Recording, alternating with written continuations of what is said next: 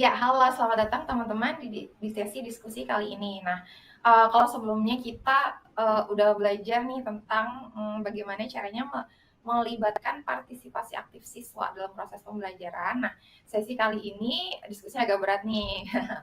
Kita akan belajar tentang konsep-konsep neuroscience yang mendasari pengajaran interaktif. Nah, di sini kita akan berdiskusi dengan narasumber kita yaitu Kak Nah, apa sih yang Halo, kita halo. pelajari? Ya, halo Kakak. Apa yang kita pelajari dari neuroscience ini dapat memberikan pandangan mendalam nih tentang bagaimana otak manusia itu merespons dan memproses informasi selama proses pembelajaran interaktif. Nah, uh, uh, menurut Kak Uum, apa yang neuroscience katakan tentang efektivitas, interaktivitas dalam meningkatkan retensi informasi? Dan itu maksudnya apa sih? Efektivitas, interaktivitas, dan retensi informasi itu maksudnya apa nih? Oke, oke. Jadi begini, kita ada harus dari awal dulu ya, harus dari dasar dulu. Neuroscience itu apa? Nah, jadi neuroscience itu adalah sebuah ilmu yang mempelajari sistem saraf di otak kita. Nah, terus apa sih kaitannya sama pembelajaran? Jadi, si pembelajaran ini, pembelajaran neuroscience ini mengutamakan kenyamanan anak dalam mengikuti pembelajaran, gitu. Itu yang pertama. Nah, jadi dalam neuroscience itu tidak mengenal paksaan dan kekerasan pada saat mengikuti pembelajaran. Nah, kalau dari kita sebagai pengajar sudah menerapkan kekerasan atau menerapkan paksaan ya kepada siswa, itu pasti neuroscience tidak akan berfungsi secara maksimal. Nah, memang neuroscience ini berkaitan sama apa? Nah, memang neuroscience ini berkaitan sama efektivitas interaktif. Jadi efektivitas pada saat timbal balik pembelajaran antara guru dan siswa. Kan sebelumnya kita membahas tentang ini ya, apa namanya, pola interaksi antara guru dan siswa. Nah, gimana caranya pola interaksi ini atau keterlibatan partisipasi aktif siswa ini lebih lebih hidup di dalam kelas? Ya, ini kita harus tahu neuroscience dalam konteks pembelajaran gitu.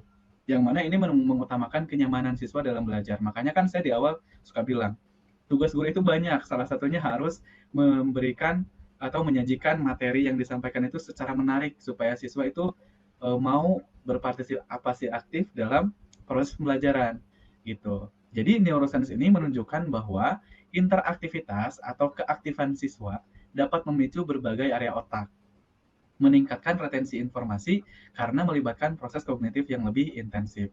Secara sederhana begini, kalau misalkan kita lebih banyak memberikan metode pembelajaran yang sifatnya kontekstual, maka otak kita itu atau otak siswa tersebut akan maksimal digunakan. Gitu. Bayangkan kalau misalkan kita mengajarkan hanya teori saja, berarti tidak maksimal dong kapasitas otaknya yang digunakan. Hanya segi kognitif saja. Sedangkan kalau dengan ada praktiknya, ada simulasinya, ada diskusi kelompok, itu akan lebih banyak melibatkan area otak ya, melibatkan proses kognitif yang lebih intensif, lebih kuat gitu. Karena di materi sebelumnya kan kita bicara memori. Nah, memori itu kan juga ada di dalam neuroscience. Nah, mungkin kita akan bahas lebih lanjut tentang si keterlibatan memori di neuroscience ini. Gitu, Kak.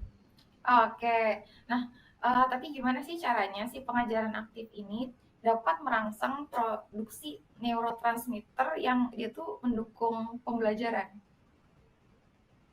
Ya, eh, interaktivitas itu dapat merangsang produksi neurotransmitter seperti dopamin, serotonin, dan noradrenalin.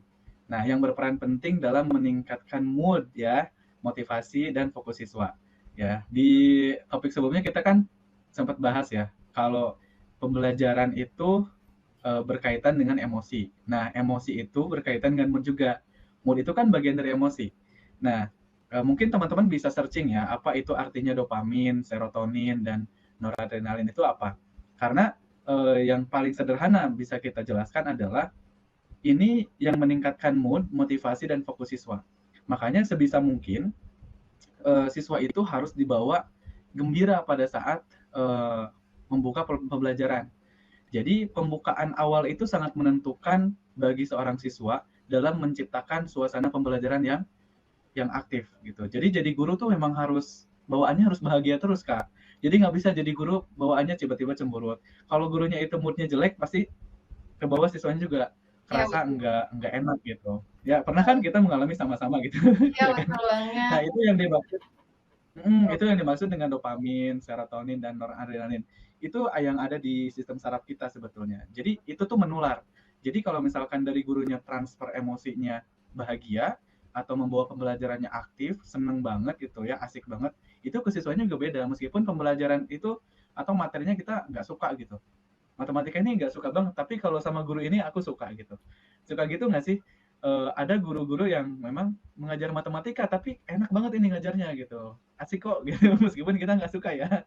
Atau nilai kita jeblok terus gitu. Tapi dalam proses pembelajarannya kita seneng gitu, karena ya itu cara guru menyampaikan dan mentransfer emosinya tuh bagus banget gitu, menyampaikan moodnya enak gitu, motivasinya bagus, menerapkan fokus ke siswanya juga bagus gitu.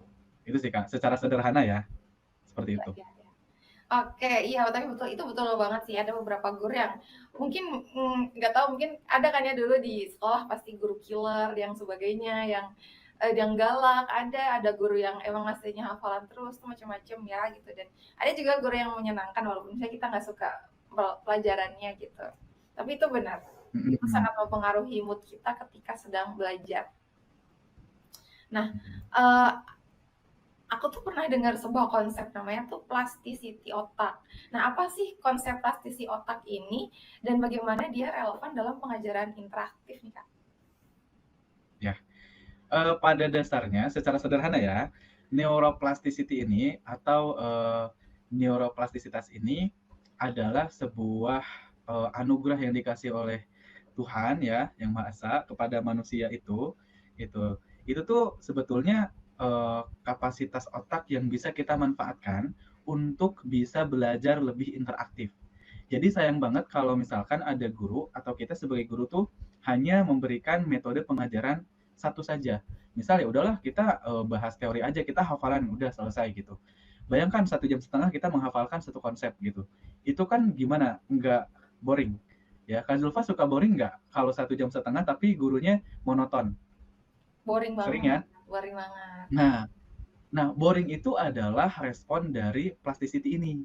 Karena si plasticity ini dalam, otak kita itu, dia itu yang menginginkan pembelajaran itu, "Ayo dong jangan membosankan. Aduh aku pengen ngapain ya? Gimana ya ini?" Gitu. Suka bingung ya mau ngapain.